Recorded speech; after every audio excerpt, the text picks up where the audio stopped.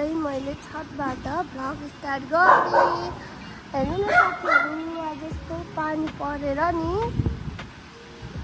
पुरै नेपालको पुरै ठाउँमा यस्तो पानी परिरहेछ अरे। हेर्नुहोस् त, पानी परेर हावाहुरी लागेर यस्तो चिसो जाडो मौसम एक्कासी जाडो भयो।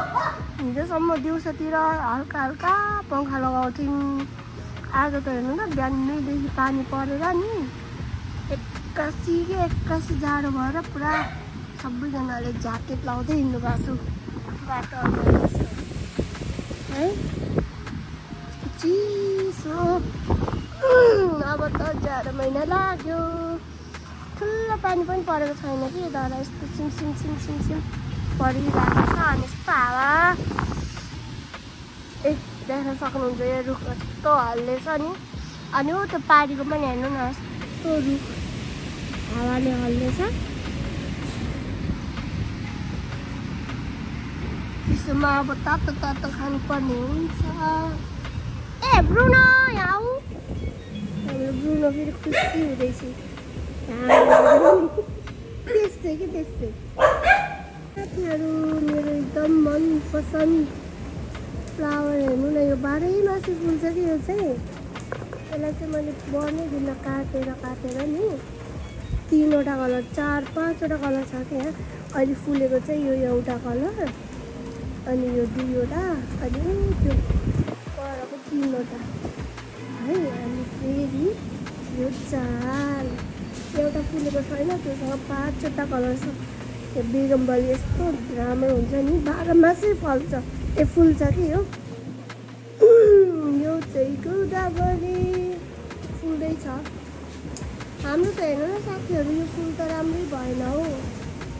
अनि साथीहरू, मैले यो हेर्नु न, अर्को गमलामा एउटा हाँगा टारिदिएको थिएँ, जाँडेर पनि फुल्यो हो। यो त कस्तो राम्रो नि। चिसो धेरै चिसो, तल जानुपर्ने हुन्छ। आऊ जाम तल, भन्न नपाउँदै भएको छ फेरि। अघि बाटो भएपछि त्यहाँबाट रुन। हाम्रो चाहिँ आज भान्सेबाट आएको पाँचको साग। आज हाम्रो गाउँबाट यसो धेरै साग पठाइनु भएको छ। मम्मी चाहिँ तरकारी बनाएर काट्दै हुन्छ। घिउ जस्तै हुन्छ यो त, नरम। यहाँ बजारको जिङदै परेको हुन्छ होइन मम्मी? टुप्पेजीले दामी छ। यहाँ अझै अरू पनि छ तरकारी। यो सिमी छ, यो चटेला भन्छौँ हामी त, यो काँडावालालाई। अनि यो तिते, यत्रो धेरै गाउँको अर्ग्यानिक। अब म चाहिँ पालि जाँदैछु होटेल दिनुको भाइसँग। बाहिर यस्तो छ मौसम, पानी परेर खाइनु आन्टी। हजुर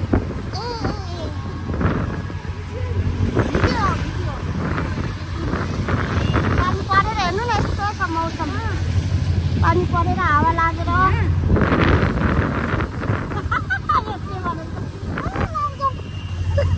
हामी चाहिँ होटेल डेनोभोमा आयौँ।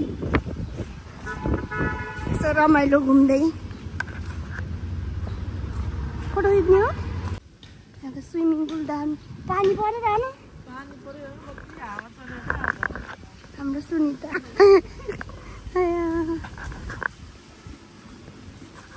हामी अहिले भित्र वेटिङ हलमा छौँ, हाम्रो सुनिताजी। गाइस, यहाँ चाहिँ हाम्रो कफी हुँदैछ, कफी गफ। यहाँ हाम्रो बुहारी सुनिता। हेलो, बाहिर यस्तो नजारा छ। आज चाहिँ धेरै दिनपछि हामी बुहारीलाई भेट्न आएको। म चाहिँ मल बेच्न आउनुभएको छ, फुलमा राख्ने। किन्न जाँदैछु। यो फोटो फाल्ने हेर्नु, यस्तो धेरै मुही खाएर यति धेरै बनाएर यो चाहिँ केराको बोक्रा यस्तो पानीमा राखेको यसलाई चाहिँ छतमा लानेको अब हामी मल किन्न जान्छौँ अहिले यति हो मल अहिले यति ल्याउनु भएको आउँदाखेरि लाइको दबाई पनि लिएर आउनु होला गौमूत्रमा हल्दी निम आँक धतुरो तितेपाती बनमाराहरू 150 रुपियाँ आधा लिटर होइन सबै मिक्स गरेर ल्याउनु भएको अरे कि उहाँले एक बोतल लिएको हुन्छ नि त अहिले मल राख्यौँ हामी फाइनली गाइस 5 केजीको रहेछ यो चाहिँ 200 रुपियाँमा हामीले यो मल पनि राख्यौँ हेर्दा यसले त माछाको पानी खाएको होला अनि यो छ हाम्रो पहिले ल्याएको यो हड्डी मल अनि निमखरी हाम्रो मल पहिलाको भ्याइए थियो ठिक्कै घरमै आउनुहुन्छ कि बेच्नलाई अनि यो छ मैले घरै बनाएको केराको बोक्रा अब यो पानीमा मिसाएर राख्छु फुलहरूमा अनि यस्तो राम्रो फुल्छ कि फुलहरू यिनीहरूलाई बेला बेलामा जल मल गऱ्यो भने चाहिँ यस्तो हुन्छ हाम्रो यहाँ हेर्नु न साथीहरू ड्रागन फ्रुट रोपेको यस्तो राम्रो उम्रेको छ नि हेर्नुहोस् त दामी भएको छ नि यहाँ चाहिँ फलेको पनि छ अहिले अलि ठुलो हुन्छ नि पाक्छ त्यो दुईवटा हेर्नु न खेलेको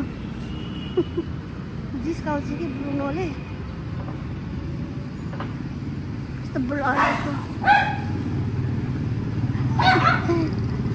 यो ब्रुनोले ज्याक्सनलाई जिस्काउँछ ल ज्याक्सन माथि जान खोजेको त हत्तपत्त आफै गएर बस्छु ब्रुनो आऊ आऊ आउँछ त आऊ ज्याक्सन पनि आऊ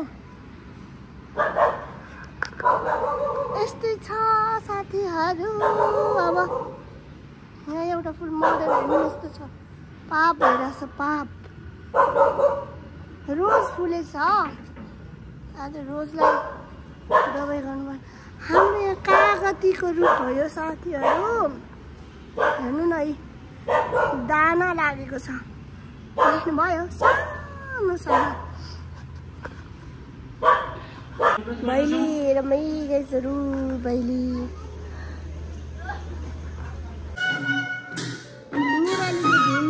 अगस्टिन